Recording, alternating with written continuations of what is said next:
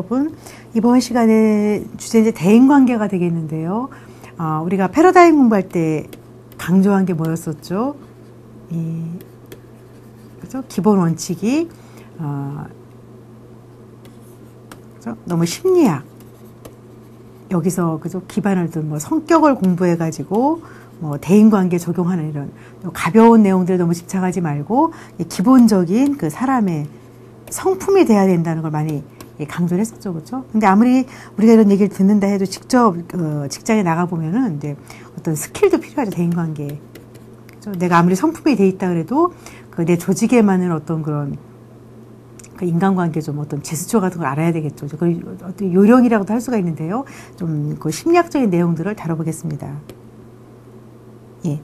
심리적으로 가까우면은 물리적으로도 가깝다. 이건 뭐예요? 내가 호감을 느끼는 사람. 저 사람 좋다 그러면은 옆자리에 앉는다는 얘기예요. 가까이 앉고 싶다. 예. 맞는다가 답이 되겠죠. 네. 예, 대인관계 기술이 나와 있는데요. 물론 이제 기본이 안 되고 기술만 배우면 좀 얄미운 사람, 얌체 같은 사람일 텐데 일단 기본이 돼 있다고 봤을 때 인간관계를 성공적으로 이끌어가는 걸 사교 능력이 있다고 그러죠. 사교적인 대인관계가 기술이 있다. 우리가 내가 추구하는 목표를 달성하기 위해서 내가 아무리 가치관이 뚜렷한 사람이라고 하더라도 그거를 말이나 또는 비언어적인 거, 이 말로만 전달하는 게 아니죠. 나의 뭐 눈빛, 뭐 제스처 같은 바디랭귀지로 전하는 거, 이것도 능력이라는 겁니다. 그래서 이거를 그죠? 사회적 기술, 소셜 스킬이라고 그래가지고 굉장히 그 서구사에서 강조를 합니다. 서구는 나를 대문자로 쓸 정도로 내 주장을 하는 나라이기 때문에 일단 우리처럼 뭐 수줍어하고 겸손해하고 이런 것만 갖고는 안 되죠, 그죠? 자기를 어필할 수 있는 그런 이 도구를 배우셔야 되는데 대인관계 기술이라고 하는 것은 나의 권리와 내가 뭘 요구하고 있는지 어떻게 해야 만족하고 의무 이런 거를 원하는 바 내가 원하는 거를 다른 사람과의 그 원투죠, 그죠? 원하는 바 내가 원하는 거를 다른 사람과의 관계 속에서 효과적으로 수행하는 이것도 능력이라는 겁니다. 대인관계 기술도. 나는 그냥 뭐, 혼자 있는 걸 좋아하니까 이렇게만 할 수 없다는 얘기예요. 그런 걸 좋아하면 아예 전문직을 해가지고, 그리고 올라가면 조금 괴팍한 성격들도 좀 덜 드러나죠. 그렇죠? 그래서 이게 기술인데, 내가 바라는 거를 수행을 하되, 딴 사람의 권리나 이런 거를 손상시키지 않고 하는 것도 기술이 있어야 된다는 겁니다. 그래서 효과적인 의사소통 능력.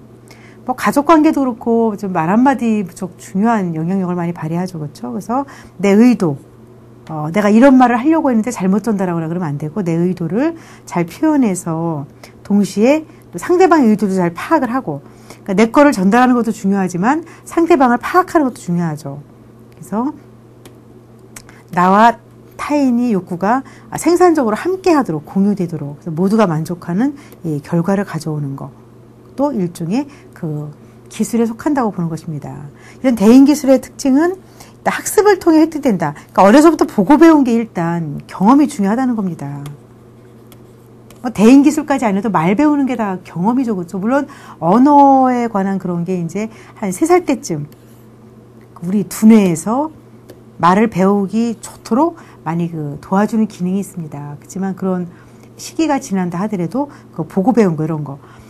저희 고모님이 이제 미국에 가셔가지고 사촌 언니가 이제 이민을 가서 도와주러 이제 가셔서 한 10년은 안 됐지만 꽤 있다 오셨는데 나중에 고모랑 언니랑 조카들이 한국에 놀러 왔는데 아이들이 사투리를 쓰는 거, 영어를 잘하는데도 한국말을 사투리 쓰는 거 보니까 할머니한테 배워서 굉장히 우리가 웃은 적이 있는데 경험이 무척 중요하다는 겁니다. 학습을 또 획득된다. 그렇기 때문에 상대방을 얼마나 배려하는지. 그러니까 우리 집에서는 굉장히 이기적이고 서로 좀 냉랭한 분위기였다. 회사에 가서 그거를 감출 수 없다는 거죠. 은연중에 말로 표시된다 뭐 이런 거. 그래서 내가 과연 우리 집에서 어떻게 보고 배운 사람인지 일단 알아야 될 테고, 그리고 언어적인 행동과 비언어적인 행동으로 두 가지가 다 있다. 그러니까 대인기술은 말로 하는 것도 있지만 그만큼 몸으로 표현하는 것도 있다는 거. 그리고 대인기술을 얼마나 적절하게 하는지 그 효과는 뭐예요?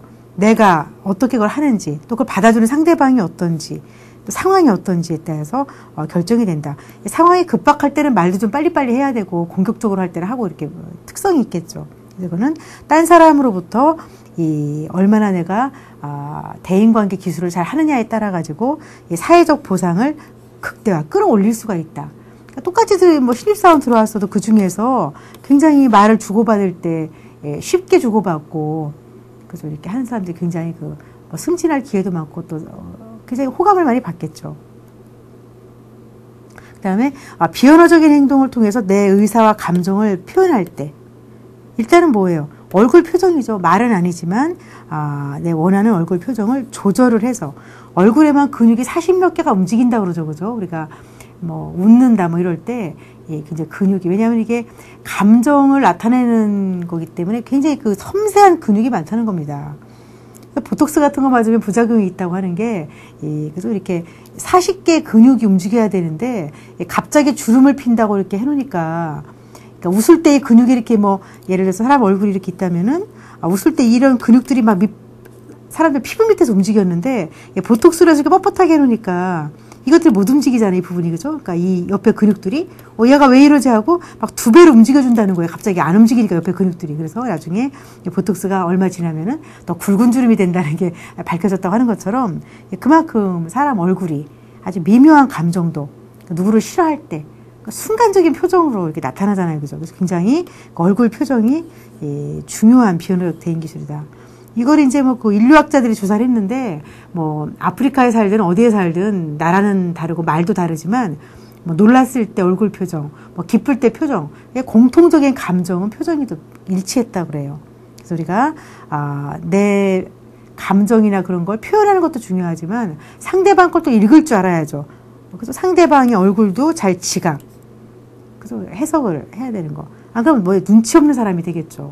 그러니까 우리 사장님은 좀 기분 나쁠 때 여전히 인자하시고 그러니까 굉장히 막 인자하신 분들은 잘 안 드러내잖아요. 그죠? 근데도 약간 눈썹이 움직이신다든지 이런 거 간파를 하고 있으면 좋겠죠. 그죠? 뭐 이런 거. 그리고 또 과장님은 제가 커피 좀 갖다 드릴까 하면 아니라고 하시면서도 진짜 드시고 싶을 때는 좀 이렇게 뭐 입맛을 다신다든지 좀 이렇게 눈치가 있는 거. 그러니까 눈치라는 게 약삭 빨리다는 게 아니고 상대방을 정말 대접하고 싶으면은 내가 대접받고 싶은 상대방을 배려해야죠. 그죠? 뭘 필요로 하는가 뭐 이런 거. 그 다음에 눈 맞춤, 아이 컨택 정말 중요하죠. 마음의 창이라고 할 만큼 눈은 그 속마음을 표현하는 거겠죠. 그래서 우리가 관심 있다는 걸 표현하고 그죠? 그 다음에 쳐다보는 시간, 얼마나 그 사람을 쳐다보고 있는가. 연애할 때 보면 정말 뚫어져라고 쳐다보고 있죠. 얼마나 오랫동안 쳐다보고. 그렇지만 또 화가 났을 때도 똑바로 쳐다보죠. 그렇죠? 대인관계에서 적절하게 주고받는 게 중요하죠. 상사가 지시하는데 너무 똑바로 쳐다보는 것도 약간 우리 문화에서는 근데 이제 경험이 중요해서 그러니까 우리 집에서는 부모님하고 대화할 때 똑바로 보고 이렇게 편한 사이였다. 직장에서는 그게 위 상사의 타입을 또 파악해야 되기 때문에 좀 그런 게 중요하고 제 주변에도 오해받는 사람이 많아요. 굉장히 똑똑하고 좋은 사람인데 다만 눈빛이 강한데 이렇게 남들에게 공격적으로 보였을 때 좀 이거 컨트롤할 수 있어야 되겠죠.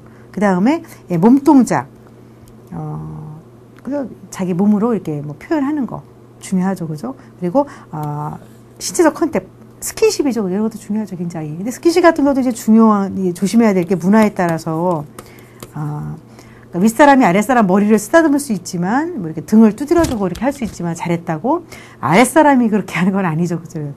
시절 접촉, 그리고 공간 활용. 자리를 얼마나 떨어져 있는지 또는 누구를 만날 때 중요한 약속일 때 뭐 협상을 한다. 뭐 몇백억이 달린 협상이다. 이런 거는 과연 어디서 만날 것인가. 당연히 조용한 데서 만나야 되겠죠. 그렇죠? 이런 거. 그 상대방도 배려하고 뭐 이런 거 많이 필요할 겁니다. 그래서 우리가 인간관계를 반영할 때 의자 어디에 앉는지도 심리적으로 가까우면은 물리적으로 가깝게 앉는다. 여러분이 이제 A라는 사람을 만나러 갔다. 이 사람이 날 초대했어요. 내가 이 사람하고 정말 친하면 어디에 앉겠어요? 여기 앉을 가능성이 많다는 거죠. 그죠? 특히 남녀 사이라면 정말 좋아할 때 바로 바싹 옆에 앉을 수 있다. 근데 그렇게 좋아하는 건 아니지만 대화를 주고받을 정도의 친한 사이라면 뭐 이쪽에 앉는다. 근데 처음 만나서 면접을 본다. 또는 아주 객관적인 협상을 한다. 이럴 때는 어디에 앉아야 되겠어요? 마주보고. 딱 약간 그죠? 경쟁, 평가받는 자리 이런 거. 이 두 개는 조금 거의 안 앉는 자리라고 그래요. 좀 동떨어지죠, 그렇죠? 아주 무관심하거나 좀 이렇게 엉뚱한 자리. 대개는 아마도 이 사람이 주빈이라고 봤을 때 매우 친한 사람, 그 다음 친한 사람, 그 다음에 뭔가 이렇게 면접을 보거나 평가받는 상황에서 이렇게 앉는다는 거. 그러니까 이제 심리학에서 이렇게 좀 당연한 것 같은데도 그리고 또 연구를 했어요. 우리가 식당에 갔을 때 많이 중요하죠. 내가 윗사람을 초대했을 때 과연 내가 먼저 도착했다면 어디에 앉아있을 것인가. 그 사람은 나를 별로 친하다고 생각 안 하지 않는데 옆에 털썩 앉아있는다든지. 특히 남녀관계에 실수할 수가 있죠. 굉장히 그 호방한, 여자인데도 호방하신 분이 있었는데, 상사가 바뀌면서 굉장히 그 애를 먹어요. 그러니까 뭐 다른 건 둘째치고 그냥 결제받으러 가는 거는, 그래서 내가 일한 거를 결제받으러 간다. 이거는 사실은 그 사람을 좋고 나쁘고 싫고 떠나가지고 객관적인 거라서 상사는 아랫사람의 결제를 꼼꼼하게 짚어주는 거. 아랫사람은 열심히 준비해 가야 되고 이렇게 해서 마찰이 없어야 되는데 그 상사가 온 다음부터는 결제 준비를 잘해가지고 꼬여서 나오는 거예요. 근데 이제 그분이 제가 이렇게 상담을 해보니까 여자분이 이제 그 가스명에 속하는 그러니까 좋게 말하면 인정이 많은 분인데 이 남자분은 외국에 오래 근무하다 들어온 막 책을 보기 좋아하고 혼자 있기 좋아하고 아주 그 논리적인 분이었어요. 그래서 제가 이 여자분이 너무 보니까 안타까워가지고 제가 물어봤어요. 그래서 일단은 저는 그 직장의 그 업무를 모르니까 결제받는 내용 때문에 꼬인 건 아닌 것 같아요. 일을 잘못해서가 아니고. 그러니까 사람들이 어려운 게 그거죠. 일을 잘못했으면 일을 배우면 되는데 일은 잘해갔는데 뭔가 나를 싫어하는 것 같다는 느낌을 받을 때 그걸 상사한테 물어볼 수도 없고 굉장히 관계가 어려운데 이 여자분한테 제가 들어가서 맨 처음에 무슨 말을 했냐고 물어봤더니 마치 결제받는 시간이 점심 식사 끝나고였는데 이제 들어가서 이분이 항상 웃는 얼굴이에요. 그래서 웃으면서 뭐 이렇게 이제 뭐 부장님 뭐 식사는 어떻게 하셨습니까? 뭐 이렇게. 근데 그 말을 하자마자 부장님 얼굴이 별로 딱 무표정하게 변하면서 별로 대답도 안 하고 이렇게 본론으로 들어갔다. 근데 이제 제가 봤을 때 물론 그 상사분이 좀 뻣뻣하시긴 한데 이 가스명에 속하는 분들이 인정 있는 건 좋은데 이 공적인 자리에서 사적인 인사말을 한다든지 그러니까 식사 시간 끝난 다음에 우리나라에서 뭐 배고픈 시절부터 그런 말을 했는지 모르겠지만 밥 먹었냐 이런 걸 그냥 할 수 있는 인사인데 이 사람을 봐가면서 하라는 겁니다.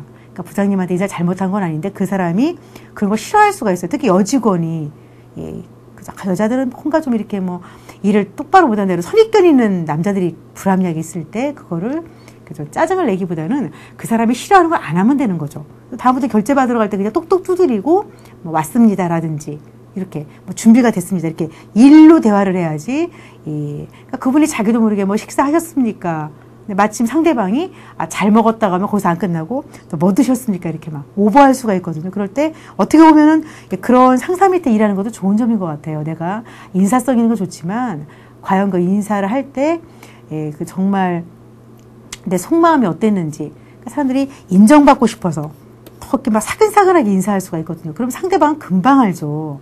똑같은 성격이라는 걸 주고받는데 아닐 때 내 본심을 들키는 거기 때문에 어쩌면 나랑 너무 상극인 사람을 만났을 때 배울 점이 많은데 이게 남의 말이 쉬운 거죠. 그죠? 그래서 그 여자분이 굉장히 유능하신 분인데 제가 그걸 뛰어넘지 못해가지고 한번 연습해 보시라고 했는데 이제 결과가 어떤지 제가 확인하지 못했습니다. 그 다음에 이제 언어로 하는 대인 기술이 당연히 있죠. 의사소통. 의사소통을 일단 말로 하는 거죠. 그렇죠? 그래서 우리가 내가 말한다는 거는 나의 내면 상태. 그래서 그 사람이 어떤 말 하는지 보면 어떤 사람인지 알 수 있다. 뭐 이런 거. 그 다음에 어떤 의도를 가지고 있는지. 그래서 가장 효과적이고 강력한 건 일단 말로 하는 것이다. 그래서 뭐 비언어적인 것도 있지만. 그래서 대인 관계를 촉진하는 그 언어 기술을 배워두면은 그 요소가 무엇인지 써먹을 수가 있다는 겁니다. 일단은 내가 어디 가서 누구한테 뭐 간절하게 얘기할 때 상대방이 내 말을 듣기보다 자기 말하면 기분 나쁘죠. 그렇죠? 이런 것처럼 내가 상대방 말하는 걸 들어주라는 겁니다. 일단. 근데 연습이 안 돼 있으면 안 되죠. 집안에서부터 어머니가 아이 들일 때 말을 충분히 들어주고 이런 경험을 안 한 사람들은 아무리 배워도 남이 말할 때 바로 대답이 나가죠. 그죠? 동시에 이렇게. 한국 사람들도 빠르고 이렇게. 그럴 때 속으로 10가지 세묻고 나서 대답을 해라. 아마 돛닦기처럼 어려우신 분들도 있을 것 같아요. 그래서 우리가 경청한다는 거. 귀담아 듣는다는 건 뭐예요? 그냥 입만 다물고 있는 게 아니고 그 사람 입장에서 들어보라는 거. 기본인데 이게 그만큼 주의를 기울이고 이해하려고 노력하는 거. 제일 잘하신 분이 아마 예수님, 부처님 같은 분이죠. 그렇죠? 그분은 모든 사람들이 예, 그죠? 그 공통적인 건 뭐고 각자의 특성은 먼저 이렇게 이해하시는 분. 그러니까 이해를 하니까 그만큼 용서할 수 있는 분들이지. 그러니까 우리는 아마 그죠? 용서라는 말을 사람이 쓴다는 거 조금 그렇죠, 그죠? 왜냐하면 그만큼 이해심이 부족하기 때문에 이렇게 사람끼리는 화해만 해도 대단한 거죠, 그렇죠? 미워하지 않고 우리가 들을 때 적극적으로 듣는 거랑 소극적인 경청이 있다. 적극적으로 경청하는 거는 정말 주의 집중해서 그 외적으로 그 바디랭귀지, 뭐 고개도 끄덕거리고 표현까지 하는 것이고, 그래서 이렇게 적극적인 경청은 상대방에 대해서 그런 그 다음에 이제 적극적인 경청, 소극적인 경청이죠. 소극적인 경청은 뭐예요?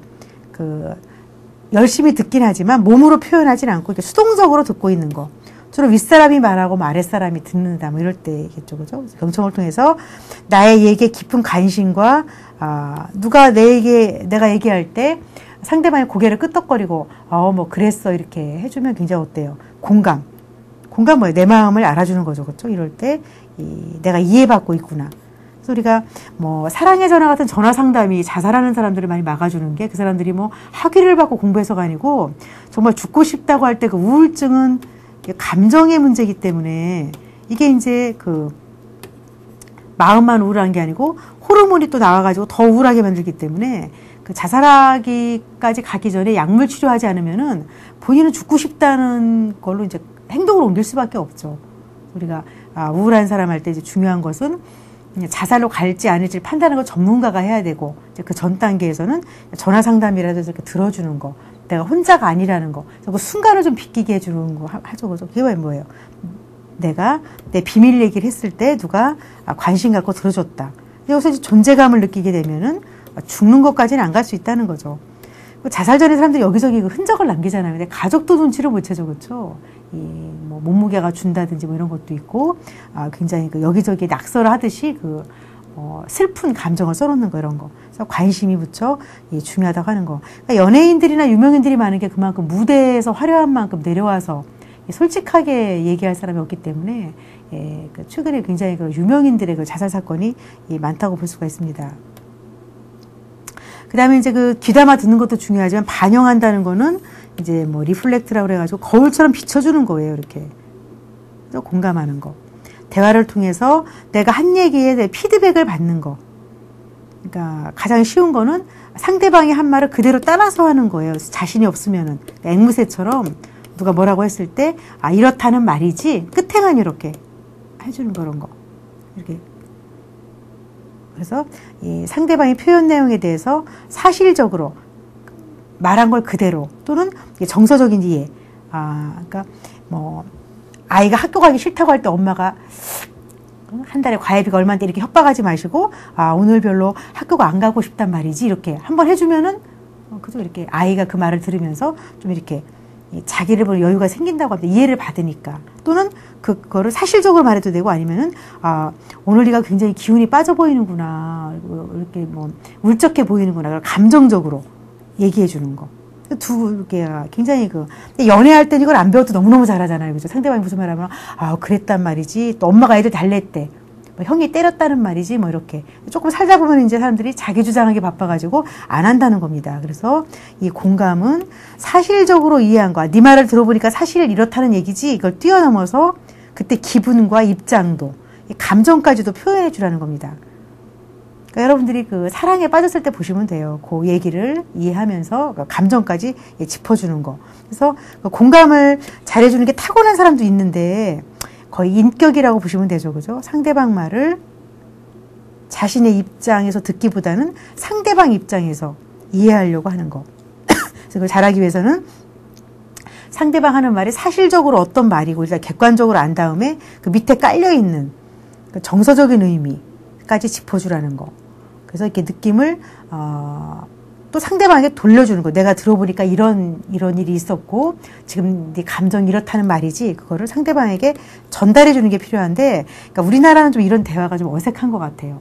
근데 이제 좀 배워두셔가지고 특히 뭐 황혼이혼이라고 그러고 할아버지 할머니가 헤어져봤자 아무 소득이 없을 것 같은데 할머니들은 이제 한해 맺혀가지고 그죠. 거의 뭐 할머니들 얘기 들으면 어머니도 그렇고 똑같아요.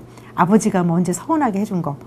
이제 드라마에 그런 그 부부치료 전문가가 나왔는데 이제 얼굴은 안 보이고 그렇게 하는데, 뭐 거의 60이, 70이 다 되는 할머니, 할아버지가 이제 할머니가 안 살겠다고 하는 거죠. 황혼이은.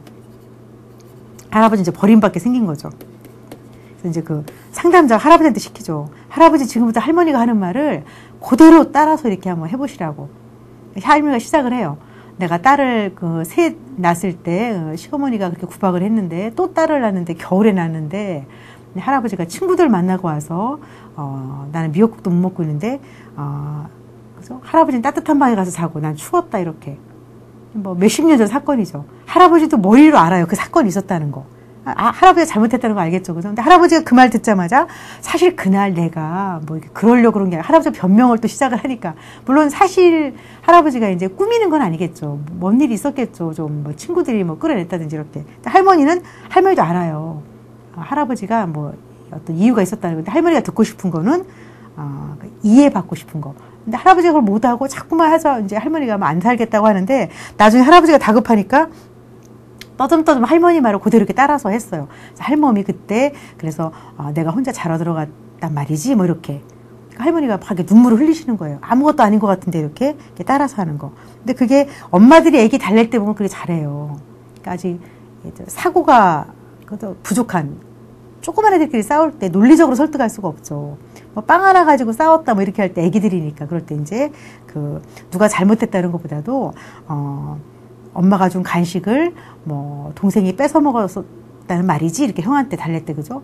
형이 그까짓 거 갖고 뭘 그래 이렇게 하지 마시고 동생이 빵을 뺏어갔다는 말이지 이렇게 사실대로 그 다음에 그래서 뭐 서운했겠구나 뭐 이렇게 그럼 형이 그때 마음이 풀어지면서 동생한테 먹으라고 그렇게 양보도 할 수가 있고 근데 그걸 형이 돼가지고 그까지 빵 가지고 이렇게 훈계를 하면 어때요? 아마 엄마 없을 때 동생이 또 이제 꼴밤을 맞을 수도 있겠죠 이렇게 그래서 애나 어른이나 어쨌든 내 마음을 알아주는 사람을 좋아하는데 그러니까 우리는 좀 점잖은 나라가 돼가지고 그냥 알고 속에서 그냥 하는데 그러지 말고 그거를 전달해 주라는 겁니다. 이 남녀간에 주는 게 필요한 것 같아요. 특히 여자들 입장에서 남자한테 서운하다. 여자들은 쌓이면 말로 이렇게 풀잖아요, 그죠? 그러니까 이런 거에 대해서 이제 남자들이 말이 없을 때 뭐 무관심한 거다, 뭐 이렇게 그러지 마시고 그 기본이 남자들은 스트레스 받으면 동굴로 들어가잖아요, 그죠? 그래서 그냥 회사 일이 막 힘들 때 그냥 집에 와서 뭐 신문을 보거나 TV를 뚫어져라고 보거나 부인이 알아요. 지금 텔레비 보는 게 아니고 고민이 있구나 이렇게. 여자들은 어쨌든 그럴 때 이 말로 뭐 여자도 여자 나름이죠. 그 성격 검사에서 머리형 같은 분들은 좀 입이 무거운 편인데 그래도 이 말이 없는 머리형 여자와 남자를 비교했을 때 그래도 여자들이 말을 합니다. 그랬을 때 여자들이 이제 이 침묵을 지키는 남자들에게 시간을 좀 주라는 거죠. 기다렸다가 그때 얘기해도 늦지 않는다. 이런 걸 이제 여자들이 말로 풀을 때 그러고 이제 하룻밤을 이제 서운하게 자고 다음날 출근하는 남편한테 뭐 오늘 된장찌개 끓일까요? 생선찌개 끓일까요? 그 남편이 뭐 아무거나. 이게 이제 그래서 남자들은 고민이 생긴 뭐예요? 95%는 고민을 생각하고 그죠? 나머지 5% 가지고 반응을 한다. 이때 아내들이 그거를 서운해하지 말고 이제 이해하는 거. 그 남자들도 너무 이렇게 침묵만 지키지 말고 자꾸 얘기하는 거 같이 나누는 거서 나이가 들면서 많이 변하죠, 그죠? 여자들이 좀 말이 없어지고 이제 혼자 처리하는 법을 배우고 남자들은 이렇게 표현하는 법을 배우고 저게 좀 공감이라고 하는 게 남자 여자 특성도 있고 남녀 특성도 있고 그다음에 성격 특성도 있고 또 문화적인 차이. 그러니까 우리나라 같이 속에 담아두는 게 점잖은 게 아니고 어쨌든 전달해라. 뭐 좋아할 때 그런 것 적절하게. 자기만의 그런 방법을 좋은 거 있으면 좀 게시판에 좀 올렸으면 좋겠습니다. 그 다음에 이제 언어로 할 때 강화 주기. 강화는 뭐예요? 어떤 행동을 했을 때 또는 어떤 반응을 했을 때 기분 좋은 걸 줘가지고 더 그 행동을 하도록 만드는 거죠. 그렇죠? 대인관계도 만나면 보상을 받을 때 더 만나고 싶겠죠. 촉진된다. 중요하다는 거죠. 그 사람 만나고 오면 그냥 남의 험담만 하고 오고 뭐 자격지심이 든다. 만나고 싶지 않겠죠. 그죠? 그래서 딴 사람을 인정해주고 긍정 칭찬하고 격려와 지지. 근데 이제 특히 우리나라 어머 아줌마들이 특히 가슴형부도 조심하셔야죠. 그렇죠? 굉장히 그 친목계 같은 거 좋아하시는데 보면은 거의 뭐 내 자랑 아니면 남의 흉 보는 거 뭐 이런 거. 이제 그것도 모자라서 집에 전화로 또 마무리까지 하고 뭐 이러죠. 그죠? 이런 것들이 이제 우리가 이 상대방이 따뜻하고 내가 이해받고 있다 이런 느낌을 갖게 만나봤더니 진짜 날 이해해주는 것 같다 이렇게 관심과 참여. 그러니까 뭐 친목계를 간다고 관심 있는 게 아니고 몸만 가는 게 아니고 실제로 그렇게 만나봤더니 같이 진짜 만난 것 같다 이렇게 참여한다는 느낌이 들고 또 기왕이면 주고받는 말이 뭐예요? 강화라는 건 뭐예요? 자존심을 높여주는 거. 그래서 이렇게 만나면 서로 주고받는 게 이 보상적인 거. 그래서 강화라는 것도 우리가 이제 전공 용어로 많이 쓰죠, 그죠? 강하게 만들어준다 이런 거. 그러니까 강화에는 사실 원래 심리학에서는 두 가지가 있죠. 그러니까 정적인 강화는 기분 좋은 걸 해주는 거. 상대방 말에 칭찬을 해줘가지고 더 좋은 행동을 하게 하는 거. 그 다음에 이제 그 부적 강화는 뭐예요? 부적 강화는 어떤 행동을 했을 때 기분 나쁜 거, 불쾌한 걸 없애주는 것도 강합니다. 불쾌한 걸 없애주는 거. 그러니까 아이가 공부할 때 떡볶이를 해주는 거는 정적인 강화고 아이가 공부할 때 기분 나쁜 잔소리 하지 않는 건 부적 강화. 강화도 꼭 기분 좋은 것만 주는 게 아니고 싫은 걸 하지 않는 거. 이것도 중요하다는 겁니다. 그러니까 나는 말 주변이 좀 없어가지고 어디 가면은 뭐 남들은 그냥 그 칭찬도 잘하는데 그러면 기분 나쁜 말이라도 안 하시면은 괜찮습니다. 다만 이제 긴장하시는 분들이 말 주변이 없고 그럴 때 머리형들 같은 분이 이제 그런데 남의 말을 열심히 듣고 있으면은 그렇게 말 안 해도 괜찮아요. 너무 긴장하고 그러지 마시고 그러다가 이제 정말 이렇게 타이밍이 맞을 때 몇 마디만 해도 또 이렇게 바디랭귀지로 표현, 내가 네 말을 듣고 있다, 이해하고 있다 이러면 되는데 오히려 그죠 이렇게 말을 잘하는 가수명들이 처음에 인기를 끌지만 갈수록 인기가 떨어질 수가 있어요. 거기다 이제 막 부풀리고 뭐 이래가지고 그래서 근데 오히려 말수가 없는 사람이 나중에 또 인기를 끌을 수 있는 것처럼 자기 스타일을 너무 바꾸려고 하는 거는 아닌 것 같아요. 그래서 자기 걸 지키면서 참고를 하는 거. 그 다음에 이제 적절하게 자기 주장하는 거 필요하죠, 그죠? 내 권리도 중요하지만 딴 사람의 권리도 존중하면서 자기 주장이 뭐예요? 잘난 체 하는 게 아니고 내 생각과 감정과 그 생각, 신념을 직접 솔직하게 표현하는 거. 그러니까 표현하는 것도 들어가고 자기 주장에는 말할 때 하고 안 할 때 안 하는 거. 이것도 자기 주장이죠. 근데 말할 때 못하고 뭐 이런 거. 그런 것도 자기 주장 못하는 거죠. 그렇죠? 이게 전부 다 굉장히 서양에서 나온 그런 개념이지만 이제는 우리도 소통을 많이 하는 사회이기 때문에 굉장히 배워두면은 특히 직장에 들어가는 분들도 중요하죠. 나도 똑같이 대학 나와 취직했는데 자기 표현을 못해가지고 손해보는 느낌. 똑같이 프로젝트 했는데 내가 발표했으면 더 잘할 텐데 수줍어서 못하고 딴 사람이 했는데 뭐 마음에 안 들었다. 뭐 이런 거. 자기만 손해줘. 그렇죠? 그 다음에 유머. 그러니까 유머라는 게 타고난 자질 있는 사람도 있지만 일단 좀 여유가 있어야 되죠. 너무 내 생각 갖고 빡빡 우긴다든지 아니면 너무 이익을 보려고 긴장하면 농담이 안 나오고 썰렁하게 나오겠죠. 그죠? 그래서 우리가 좀 여유.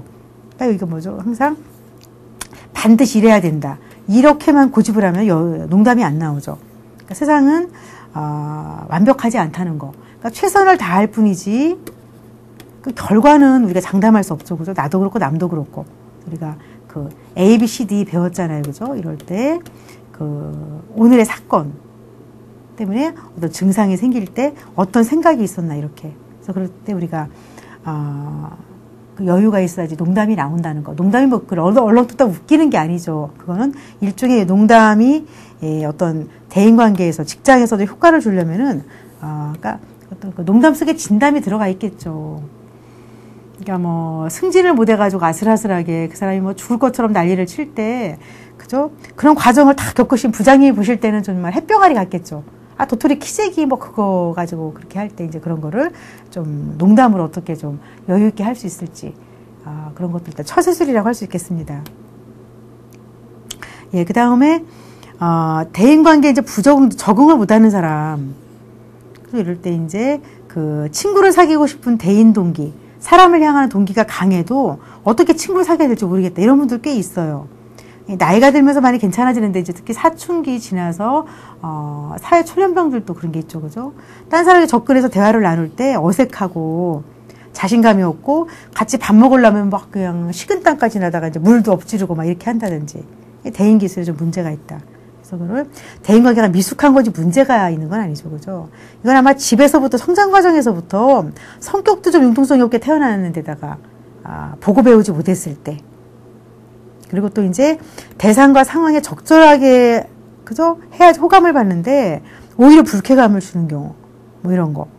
타인의 호감을 못 사겠죠. 그죠? 상대방 얘기를 진지하게 듣지 못하고 화제를 자기 멋대로 한다든지 또는 엉뚱한 얘기를 한다든지 이런 거.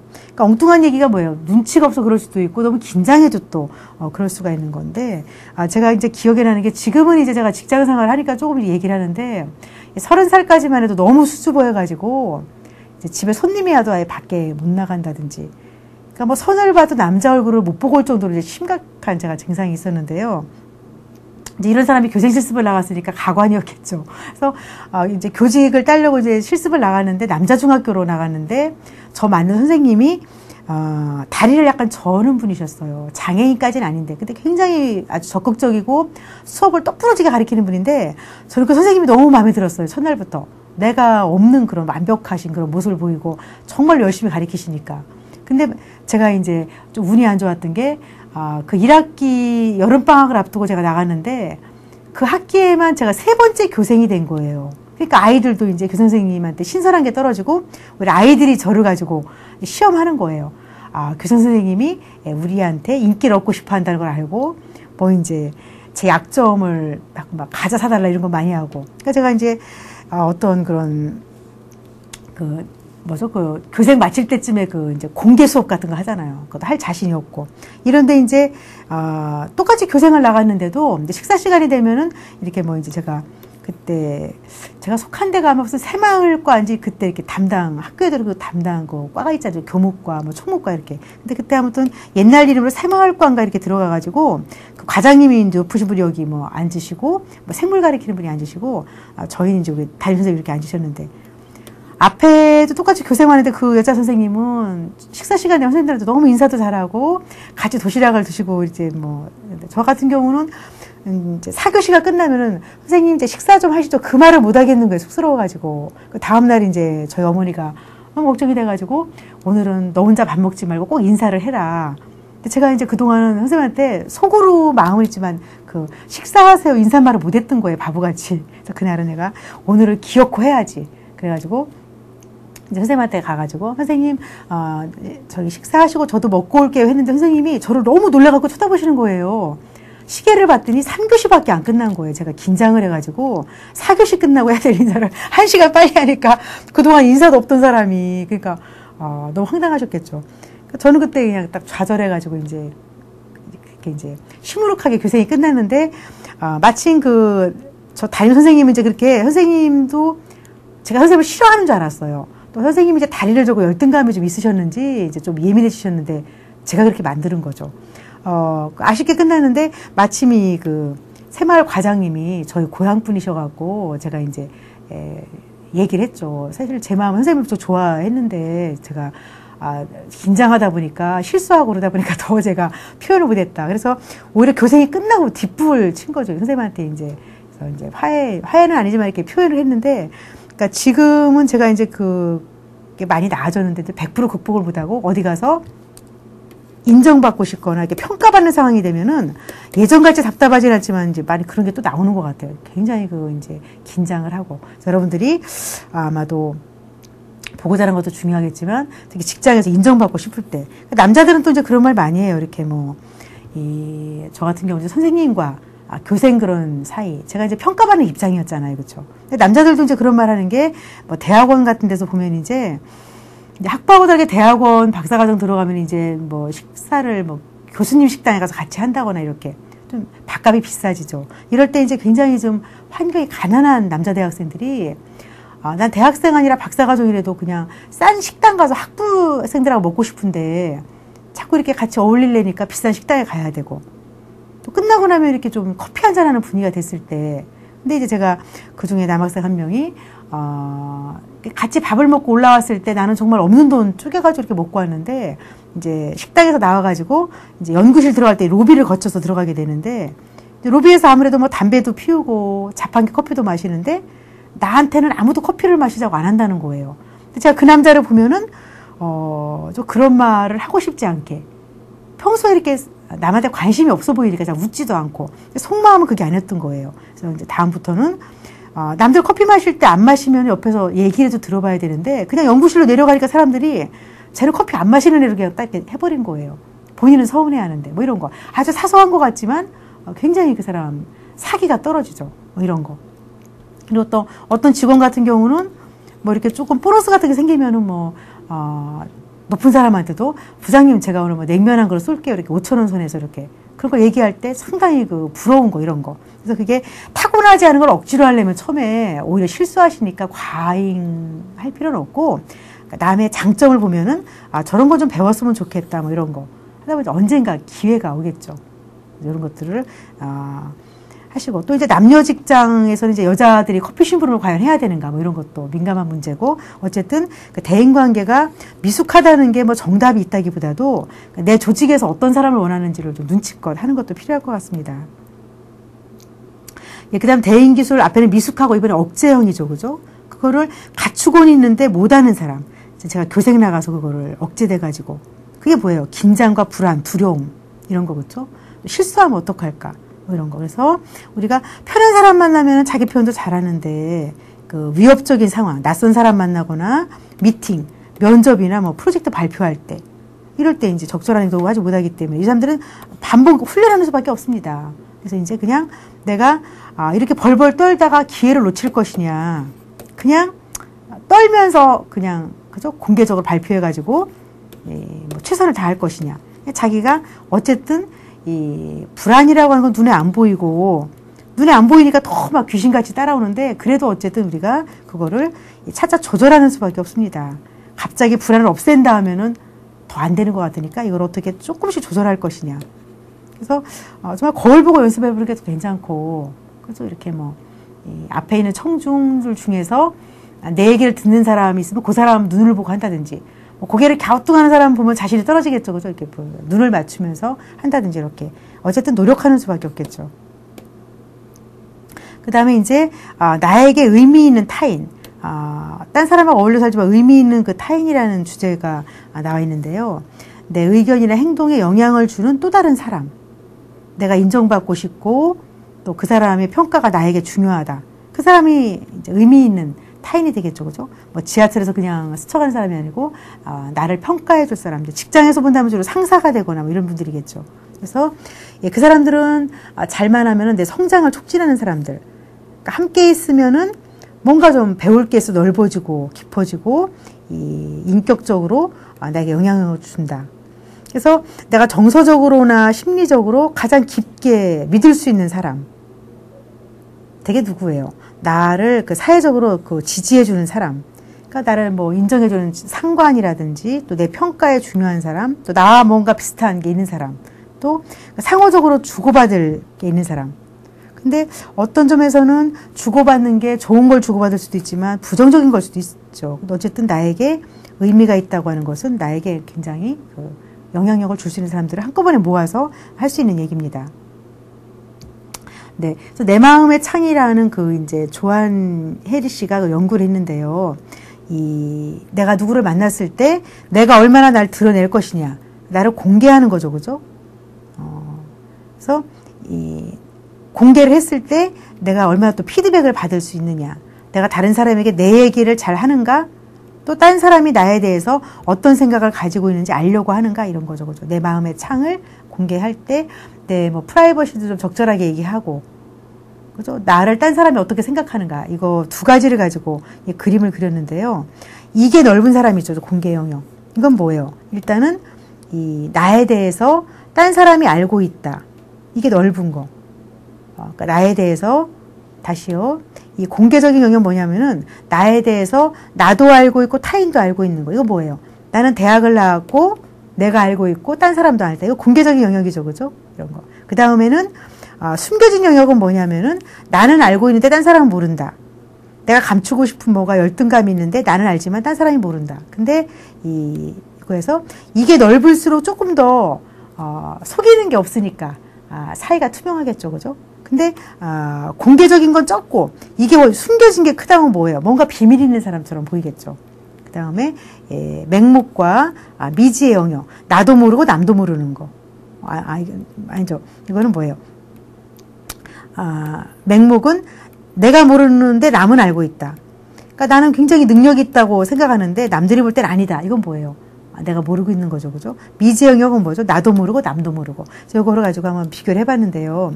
개방형은 아까 본 것처럼 나도 알고 남이 아는 영역. 그래서 인간관계가 원만하고 자기 표현을 하거나 남의 말을 들을 때 그러니까 서로 호감과 친밀감을 느낄 수 있다. 근데 단점은 나도 알고 너도 알고 있는 게 많을수록 말이 많아지고 경박한 사람으로 비칠 수가 있다.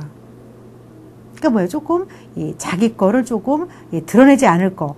자기 개방을 만나가지고 그냥 몇 분 안 됐는데 다 말하는 사람은 경박한 사람이죠. 솔직한 거랑 구별하셔야 돼요. 솔직한 거랑 내가 내 걸 조절 못해가지고 한꺼번에 다 얘기해놓고 나중에 후회하죠. 그죠? 이런 거.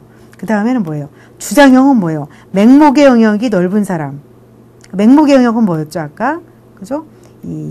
나는 모르는데 남은 나를 많이 알고 있다.